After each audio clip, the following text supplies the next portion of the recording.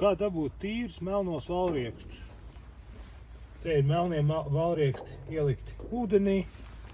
Vajadzīga urmašīna ar kaut kādu mikseru uzgali, muca un rieksti un uz priekšu. Un pēc nelielas darbošanās te var redzēt, kaut kāda daļa no riekstiem ir nomazgājušies no tām čaulām. Tos mēs noliekam blakus kastē un ar pārējiem noteikti turpinām darboties ar urmašīnu. Darbs ir smags, urmašīna ir žēl, un tad būtu vērtīgi pa laikām bišķiņ pašķirot. Tas ir tīrs, tos malā un tā uz priekšu.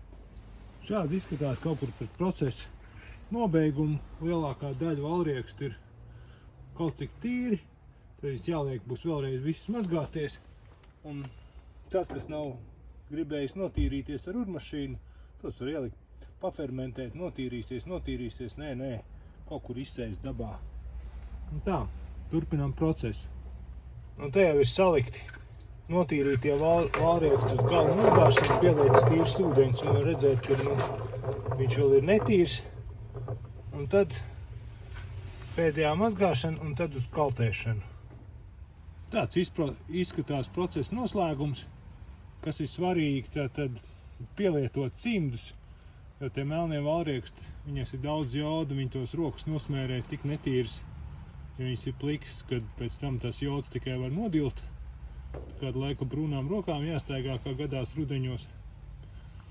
Tagad šitie ies uz krāsnes, augšs kaut kādu nedēļu, divas pastāvēs izžūst, un tā viņi būs gatavi ēšanai. Labu apetīti, baudiet riekstus. Atā. Ko vēl aizmirst piebilst, tās riekstu čagas ir vēlams savākt un izbērt kaut kur jūs neko neplānojat audzēt. Bet tur ir samērā daudz joda, un tos visus laistamos ūdeņus es vienkārši leju siltumnīcā uz grīdas, kur tāpatās nekam nav jāaug, kur pa virsmu pēc tam uzbērs skaidrs. Un tā.